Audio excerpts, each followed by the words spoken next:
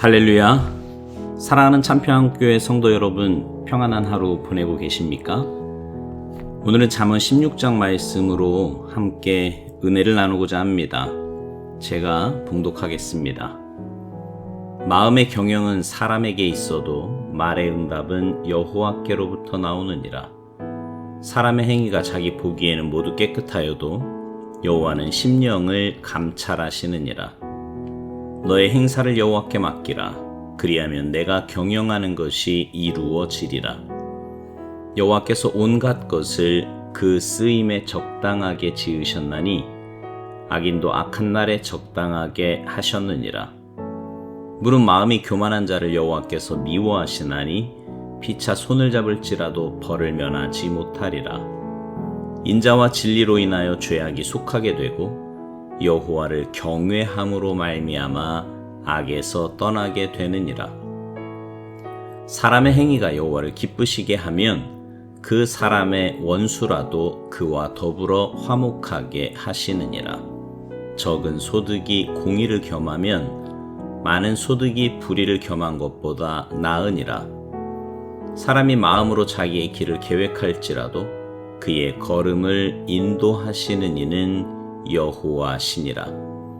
하나님의 말씀이 왕의 입술에 있은즉 재판할 때에 그의 입이 그르치지 아니하리라. 공평한 저울과 접시 저울은 여호와의 것이요 주머니 속의 저울추도 다 그가 지으신 것이니라. 악을 행하는 것은 왕들이 미워할 바니 이는 그 보좌가 공의로 말미암아 굳게 서민이라. 의로운 입술은 왕들이 기뻐하는 것이요 정직하게 말하는 자는 그들의 사랑을 입느니라.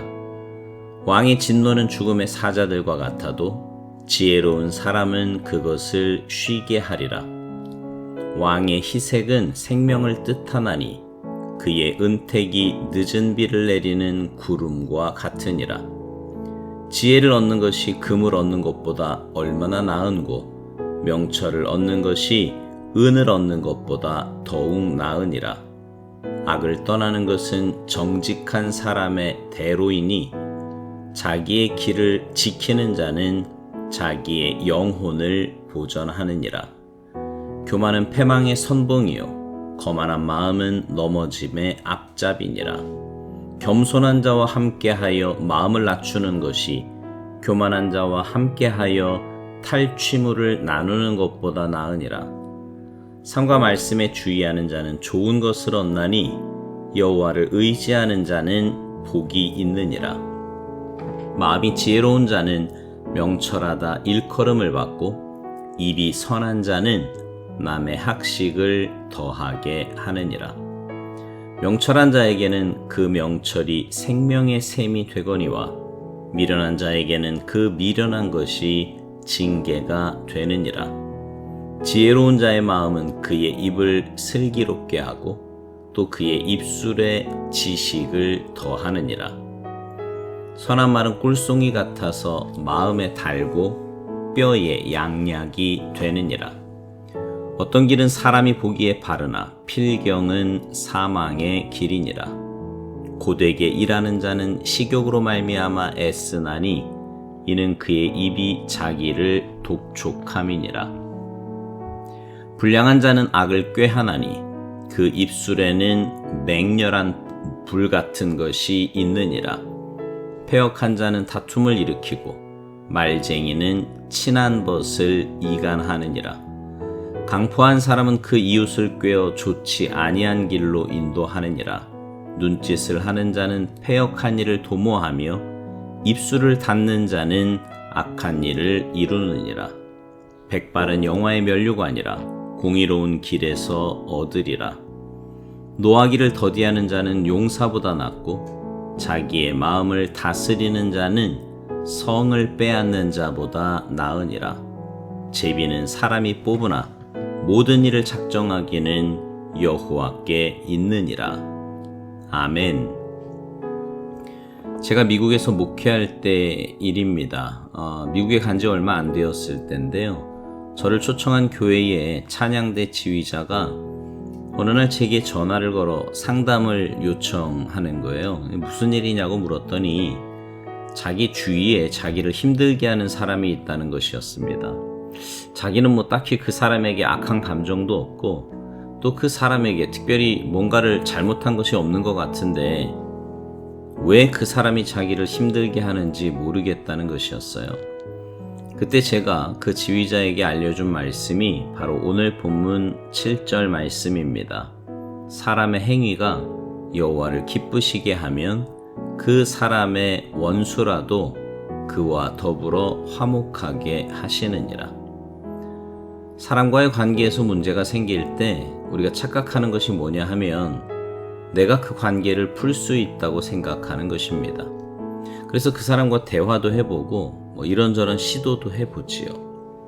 그러다가 자기 마음대로 되지 않으면 그 사람과의 관계를 단절해 버립니다. 나와 상관없는 사람이라는 거지요. 그러나 여러분, 그건 우리 그리스도인이 가져야 할 태도는 아닙니다. 끊어도 좋은 관계는 없어요. 하나님께서 내 주위에 나와 맺어주신 관계는 내가 그 관계 유지를 위해 노력해야 하고 또 그 관계 안에서 배울 것은 배우고 섬길 것은 섬겨야 하는 것이 우리 그리스도인들의 삶의 관계입니다.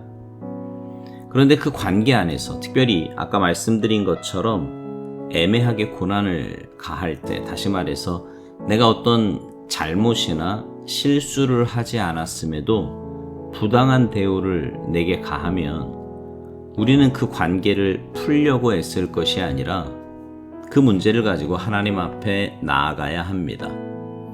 그래서 하나님께 그 문제의 해결을 놓고 기도해야 하고요. 하나님의 도우심과 간섭하심을 사모해야 합니다. 오늘 본문에서는 원수라고 표현했지만 사실 내 마음을 힘들게 하고 아프게 하는 사람이 원수 같은 사람 아니겠습니까? 그리고 그 원수 같은 사람은 멀리 있는 사람이 아니라 늘 보면 가까이 있는 사람이에요. 그래서 마태복음에 보면 원수를 집안 식구라고까지 말씀하지 않습니까? 어쨌거나 그런 원수 같은 사람이 생기면 그 문제의 해결은 나에게 있는 것이 아니라 하나님께 있음을 고백해야 합니다. 그리고 그 하나님께 문제를 가지고 가야 돼요. 오늘 본문 말씀에서는 사람의 행위가 여호와를 기쁘시게 하면 이라는 단서가 달려 있습니다. 우리의 어떤 행위를 하나님이 기뻐하실까요? 여러 가지가 있겠지만 그 중에서도 하나님을 인정하는 것, 하나님이 내 인생의 주인이심을 고백하는 것을 하나님께서 가장 기뻐하시지 않을까요? 하나님께 기도한다는 건 무슨 뜻입니까? 어떤 분이 그런 말을 하더라고요. 하나님께 기도한다는 것은 내가 원하는 답이 하나님께 있다는 뜻이 아니라 하나님께 내 인생의 답이 있다는 것을 인정하는 행위라는 것입니다. 그러니까 쉽게 말하면 내 뜻을 관철시키기 위해 하는 행위가 기도가 아니라 하나님의 뜻을 찾는 것이 기도라는 말입니다. 그게 하나님을 인정하는 행위인 거지요. 그렇게 하나님을 인정하며 기도하면 하나님께서 내 마음에 부담을 주십니다. 먼저 다가가야 한다면 다가갈 마음을 주시고 뭔가 내가 기억하지 못하는 잘못이 있다면 그것도 생각나게 해주세요. 그래서 내가 먼저 손 내밀고 사과하게도 하시지요.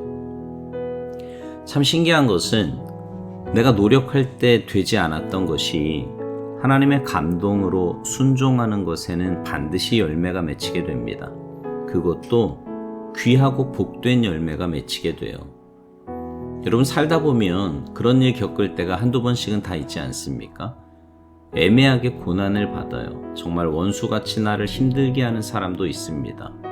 이유나 알면 속이라도 시원할 것 같은데 그러지 못한 답답한 상태에서 껄끄럽고 불편한 상태가 지속되기도 합니다. 그럴 때면 마음이 많이 힘들고 무너지게 되지요. 그럴 때 우리가 가져야 할 모습은 하나님을 기쁘시게 하는 일입니다. 그 문제에 그리고 사람에게 집중하는 것이 아니라 하나님을 인정하고 하나님께 집중하는 거예요. 그러면 하나님께서 일하십니다. 하나님께서 역사하시고 선한 열매를 맺게 하세요. 살면서 제일 불편한 것 중에 하나가 아마도 관계의 틀어짐이 아닐까 생각됩니다. 그럴 때 여러분은 어떤 행동을 취하십니까? 바라기는 오늘 잠언 말씀을 통해 하나님께서 가르쳐 주신 대로 말씀의 원리에 순종하시기 바랍니다. 그래서 하나님의 역사하심을 통해 가장 선한 열매가 여러분의 삶 속에 많이 맺혀지기를 주님의 이름으로 축복합니다. 아멘.